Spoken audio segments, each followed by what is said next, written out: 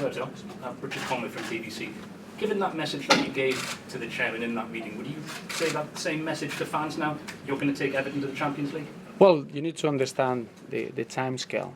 Remember that in the Premier League there are two clear budgets. I think you got 6 teams that they're competing in a different financial level than the other football clubs, and that shows you what Everton has achieved over the last few seasons is incredible.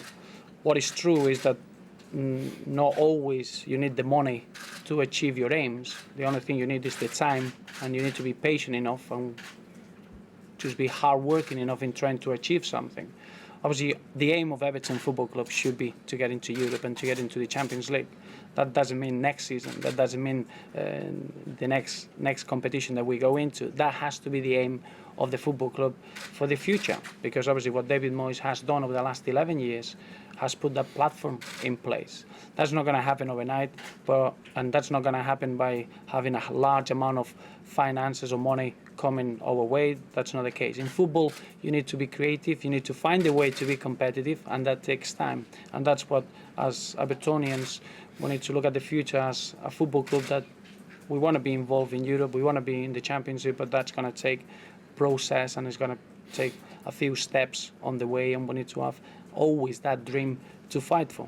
Can I just remind you something that Dave Wigan said in the last few weeks? He said that Roberto could choose to go to Everton, or he could wait for one of the big clubs, as he called them. Is Dave right? Is this not the club? You'll have to ask him. I don't know what he meant by that. For me, Everton. I think he said he was winding me up, didn't he? Well, I think for me, which is what it matters, is I've been impressed already with Everton. Just arriving at Goodison, you get the fans letting you know how special this football club is, and I love that passion. I love that tradition, and I can't wait to get even more involved into what Everton means. But I've got the feeling that I'm joining a football club that for me is a big football club, and I can't let the football club down, and I'm going to make sure that I don't do that. Because the suggestion was maybe that this is a stepping stone perhaps to bigger things. Are you confident you can be here as long as David Moyes was here? Well, I think that would be a real success. Believe me. Where do I need to sign to do that? I think what's important. You look. I'm not a kind of person that. Yes is the answer to that one. Yes. What I want is to make sure that everyone is proud of Everton, and we can look at the long term together. And in football, I love building football clubs. The real advantage that I've got is that David Moyes has built this football club, and I'm walking into a very good position, a very strong position, to be the next manager at this football club. So that's a real exciting project. Just a question for Robert. There've been so many names in the mix and so much speculation about who will take over. How do you feel now with the new manager since you? I think I'd use, Greg, the word that Roberto and Bill have already used, which is excitement. A real sense of excitement. I think we've got a top manager, which is exciting. I think we've got an Everton manager, which was obviously really important to us, and that's exciting. But I'm also excited about being able to give Roberto the support that he will need to achieve his objectives. He'll get phenomenal support from the board and especially the chairman. But I would also say he'll get phenomenal support from everybody here at Goodison, and I know all the team here are thrilled by the prospect of working with him. And listen, this is a proper football club. Our objectives are all what happens on the field at Goodison Park. So all our efforts to raise money, all our efforts to be more efficient in how we do things, is all directed at Roberto. So I think it's a really exciting phase for the club, and we can't wait to start to get to work with him. Roberto, you've got a lot of plaudits for the style of football you played at Wigan. What style of football are you going to play at Everton? Well, it's the winning style. It's important that we get our players to be excited about the next time at the football club. As I said before, you're looking at Everton last season. They had the best home record, and I think there are reasons for that. I think it's important that the team doesn't lose what they're good at. And I wouldn't say that they are good at something. They are special at many aspects of their game, and what we need to do is carry on improving, and that's the nature of the game. I think it's going to be important that we start the season with good, fresh signings that they can galvanize the squad, but more importantly is not to lose the real big players and the strong characters that we got in this dressing room. Have you looked at areas then where you feel in the squad and the team that needs strengthening? Well, in particular? There are, of course, because we lost players. We had a big losing. Phil Neville is a big gap that we need to fill. Obviously, it's always exciting when you got a new captain.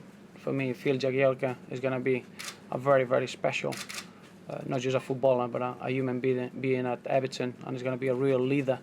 And there are many areas that we need to improve. It's not improving, it's just helping the players that we got at the club and make sure that we got different options and different dimensions. But the most important thing is to make sure that we carry on performing in the manner that this team has done in the past, because you cannot underestimate finishing in top 6 in this league in the manner that Everton did the last season. That's a phenomenal standard that we cannot lose. We talked about money with the chairman. Funnily enough, not. No, we haven't. After saying that we're going to get to the Champions League, I can't wait to see the transfer kit. 100 million. It said 200 something, I don't know what it meant by that. Congratulations, by the way. Thank you. You shaped a club at Wigan from top to bottom in many ways in your image. Do you think you can do that at Everton? Do you need to do that at Everton? Or how difficult is that going to be? No, I think it's a very good question. As I said before, Everton Football Club has got an incredible history, and I can't wait to get through that. I want the team to reflect the fans. I want the team to reflect the passion, and it's very, very simple. As I said before, what David Moyes has done at this football club is sets a real high standard, and we need to carry on in that way. If I could achieve what David Moyes has achieved in the past, I would be a very, very pleased man. But it's about the fans, as I said. But all I want is this football club to be very, very proud of the group of players that we're going to have in the dressing room, and that's vitally important for me to bring the right characters and try to develop that. Have you got your eyes on any of your old boys at Wigan? Well, it's always a normal assumption. A manager moves on, and you think that he's going to take players on, and that's normal.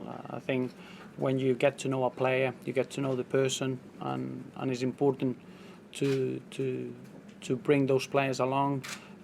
I think it would be a big mistake, a club of our size at Everton, just to look back at the manager's previous team. We're looking at a whole range of world football is a big market, and we're looking at players and individuals that they can help our dressing room, and that doesn't mean that we need to go back to the previous club at all.